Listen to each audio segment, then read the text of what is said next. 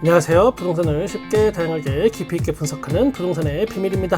예전에 제가 어릴 때는 약장사가 있었습니다. 서울에서 태어나고 자랐지만 어렴풋이 저도 기억이 나긴 합니다. 애들은 가라 애들은 가. 하면서 일단 물 정리를 하죠. 이유는 뭘까? 돈이 안 되니까 일단 치워버리는 겁니다. 세상은 냉정합니다. 아무리 귀여운 아기여도 나한테 돈이 안 되면 그냥 눈앞에서 치워버리는 게 세상입니다. 자, 그 다음에는 간단하게 차력쇼나 원숭이가 담배 피는 거 한번 보여주고 드디어 만병통치약을 꺼냅니다. 이 약 한번 잡숴봐. 이거 80 먹은 노인이 벌떡 일어나고 손주가 아니고 늦둥이 아들을 보게 돼. 그리고 눈이 침침하고 귀가 안 들려도 이 약 한 통이면 신봉사가 눈을 떠. 이런 거 합니다. 결국 약 파는 거죠. 약. 부동산에서 이 약 파는 게 있습니다. 부동산 만병통치약은 여러 가지가 있습니다. 벼락거지, 전세 폭등, 분양가는 오늘이 제일 싸다, 주택 공급이 항상 모자라 등등등. 그 중에 요즘 열심히 파는 부동산 만병통치약이 있습니다. 바로 신고가. 상계동도 2억 올랐다. 서울 아파트 12주 연속 뛰자. 노도강도 신고가. 그 중에 좀 더 약기운이 센 게 바로 이 노도강 신고가입니다. 왜냐하면 일반적으로 강남 3구나 마용성 정도는 그래도 신고가가 나왔다라고 하면 이거 그냥 한 귀로 듣고 한 귀로 흘려버리는 스킬을 보유한 똑똑한 사람들이 이제는 예전보다 많아졌습니다. 지난 부동산 폭등기에 수많은 영끌족들이 어떻게 당했는지 그걸 보면서 학습 효과가 생긴 거죠. 그런데 이번에는 또 좀 다릅니다. 아니 글쎄, 노도강, 그러니까 영끌족의 무덤이라는 바로 거기, 그리고 재건축하면 5억 아니고 이제는 7억씩 조합원 분담금 더 내라고 한다는 바로 그 동네 노도강, 여기에서마저 2억이나 오른 신고가가 터지고 있다라고 하니까 갑자기 이거 마음이 싱숭생숭합니다. 그래서 또 뭔 소린가, 이거 부비가 한번 알아봐야겠죠. 먼저 어떤 아파트를 가지고 이렇게 이야기하는 것일까?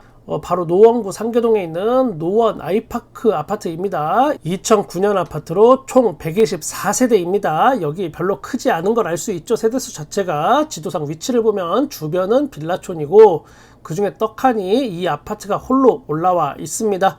그리고 주상복합이고 외관은 괜찮습니다. 상계동이 주공아파트가 대다수인 점을 볼 때 준공 당시에는 꽤나 고급형 주택이었을 것을 우리가 예상해 볼 수 있습니다.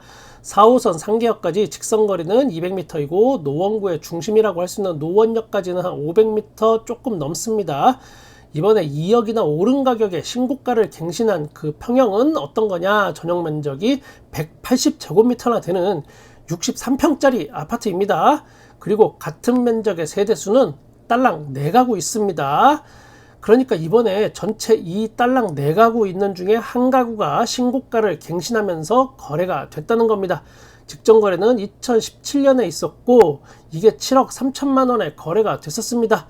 그러다가 약 7년이 지난 후에 24년 5월 달에 저번 달에 9억 2천만 원에 거래가 됐습니다. 종합해보면 기사에서 다룬 이야기가 틀렸다라고 하는 부분은 딱히 없습니다. 그런데 여러가지 여기에 함정이 있죠. 함정.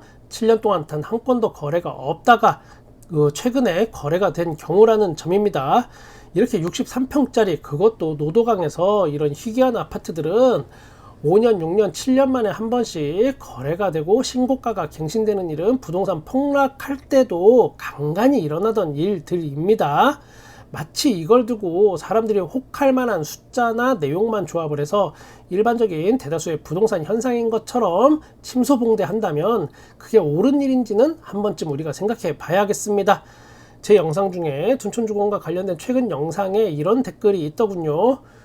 유튜버답게 타이틀 자극적으로 쓰네. 둔촌주공 보증보험 거절당해. 보증보험 가입 요건 자체가 등기돼야 가능한 즉 어쩌고저쩌고 이렇게 쓰셨어요. 제가 일개 하찮은 유튜버라고 무시하는 거야 잘 알겠는데, 아무튼 거절당했다 이 부분이 제가 유튜버이다 보니까 팩트를 부풀렸고 자극적으로 썼다, 포장을 했다라고 생각하시는 것 같습니다.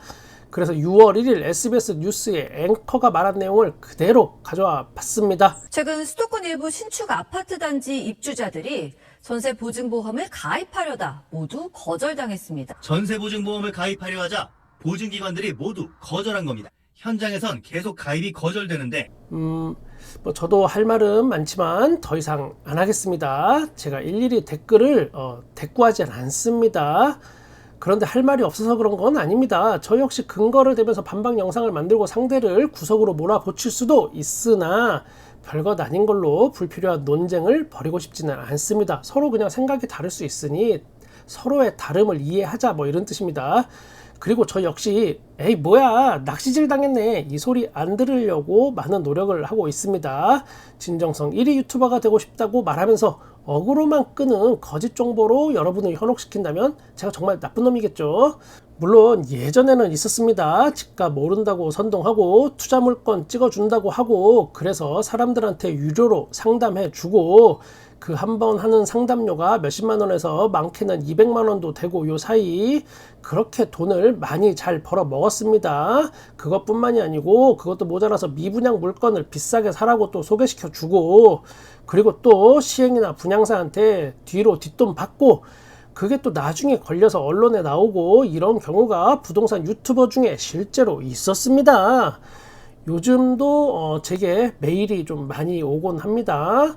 저에게 중개를 의뢰하고 싶다고요.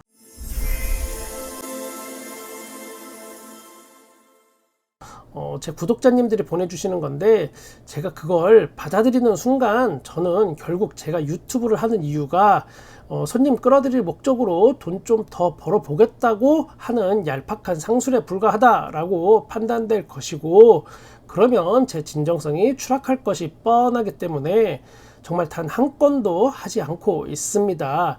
언젠가는 저도 뭐 할 수는 있겠죠. 거봐 야 이 얄팍한 부비야 너 지금 밑밥 가는 거지? 돈 벌어먹으려고. 최소한 저는 저한테는 제 꿈이 있습니다. 부동산 프로테크를 꿈꾸긴 합니다. 부동산 프로퍼티와 기술 테크놀로지의 합성어로 거품과 사기성을 쫙 빼고 중개와 법무, 세무, 감정평가, 인테리어, 이사까지 한 번에 서비스를 제공해드리는 플랫폼 서비스를 하고 싶기는 합니다. 이게 제 꿈이긴 해요. 대한민국에서 가장 믿을 수 있는 폼나는 복덕방 말이죠. 물론 꿈일 뿐이고 그렇게 되려면 최소한 뭐 구독자 50만 명은 돼야 되고 그래야 스타트업이 되기 때문에 따라서 아주 먼 일이고 영원히 못할 수도 있지만 저만의 컨셉은 또 확고합니다. 법무, 세무, 이사 등등 대부분 중개업소에 커미션이 있습니다. 중개업소에서 소개시켜주면서 아예 이 커미션 자체를 부셔버리고 그 커미션이 모두 고객에게 돌아갈 수 있도록 하고 싶습니다. 제가 가끔 제 부자 친구 이야기하죠. 감정평가도 뭐 이거 아무튼 기타 등등의 아이디어와 인맥이 있으나 무엇보다 제가 꿈꾸는 거는 내 집 마련하는 사람들이 믿고 의지할 수 있는 복덕방이 대한민국에 하나쯤은 있었으면 좋겠고 그게 부비 부동산이었으면 합니다. 아이디어가 독창적이지 않다고요? 진짜로 제가 꿈꾸는 프로테크 비즈니스 모델은 당연히 따로 있고 그거는 아직까지는 비밀입니다. 그동안 대한민국에서 없던 컨셉임은 약속할 수 있습니다. 제 꿈은 이루어지지 않을 확률이 크지만 여러분의 꿈은 꼭 이루어지실 겁니다. 또 제가 삼천포로 쭉 빠졌네요. 하던 이야기 마무리하고 다음 주제로 넘어가 볼까요? 약장수들의 공통된 특징이 있습니다. 그게 뭘까? 바로 지가 파는 약은 지가 절대로 안 처먹는다는 그런 공통점을 가지고 있습니다. 그 약 안에 도대체 뭐가 들었는지 지도 불안하니까 남한테 팔기만 하고 안 처먹고 잘못 먹었다가 불로장생 무병장수는커녕 지가 먼저 돌아가실 수 있으니까 그런 겁니다. 이제는 추억 속으로 사라진 약장수가 부동산 판에는 아직도 많을 수 있으니까 꼭 주의하시기 바랍니다.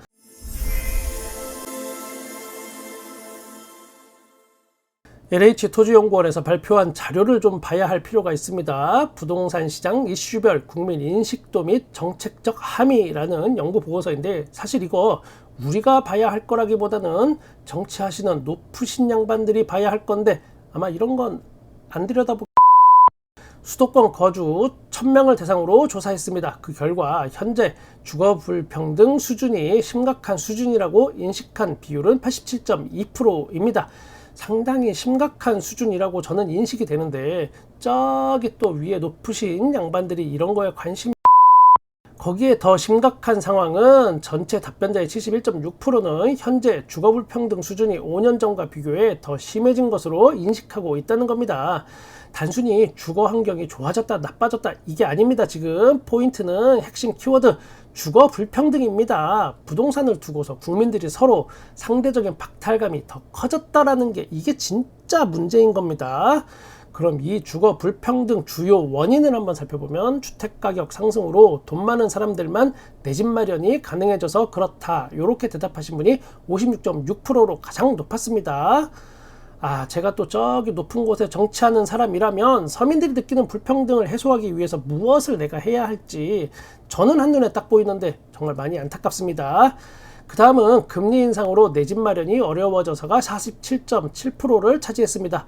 금리 인하 요거는 할 말은 많은데 요즘 나오는 거의 대다수의 내용들은 올해에는 한 번 정도 금리 인하가 미국이 있을 거다라는 이야기가 많이 대세를 차지하고 있습니다. 현재 주거 여건이 다른 가구에 비해 나쁘다라고 생각하는 가구는 전체의 38.3%였습니다. 문제는 또 이 중에 87.2%는 또 비참함, 우울감 등을 경험했다고 이야기했습니다. 정신건강이 지금 상당히 안 좋죠. 대한민국 사람들이.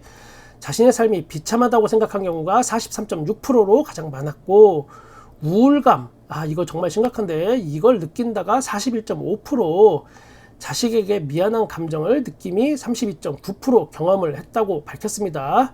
절대 여러분 자식에게 미안한 감정을 느끼지 마세요. 반대로 본인이 상대적으로 주거생활 수준이 좋다라고 인식하고 있는 가구는 타인에 대한 존중, 자신감, 우월감 등의 감정을 경험했다고 밝혔는데 이 우월감, 글쎄요. 제가 남이 느낀 감정까지 그걸 가지고 이렇다 저렇다 말하기는 좀 곤란하지만 우월감이라니 집 한 채 있다고 제가 속이 좁아서 그런지 상당히 개짜증이 나긴 합니다. 저의 아주 좁은 인맥과 미천한 경험을 토대로 한번 말씀드리면 정말로 돈 많고 좋은 집에 사시는 분들, 요 분들은 타인에 대한 존중은 오히려 더 잘하는 경우도 많이 봤습니다. 제가 어쨌든 겉으로는 그렇게 보여요. 그런데 어줍지 않게 애매하게 갑자기 집값 폭등해서 몇 억을 손에 만져본 사람들, 이 사람들 중에 이야기하다 보면 정말로 말 이상하게 하는 양반들이 좀 자주 보이긴 합니다. 제가 세상에서 가장 싫어하는 부류 중에 한 부류가 이런 사람들이에요. 여러분은 부동산의 비밀TV와 함께 하시면서 나중에 지금보다 훨씬 부자가 되셔도 절대로 사람에 대한 우월감 같은 걸 느끼시거나 남을 아래로 보지 않는 분이 되실 거라고 저는 믿습니다. 길에서 혹시나 부비를 만났는데 어이 부비 눈 깔아 이 자샤. 이러면 정말 곤란해요.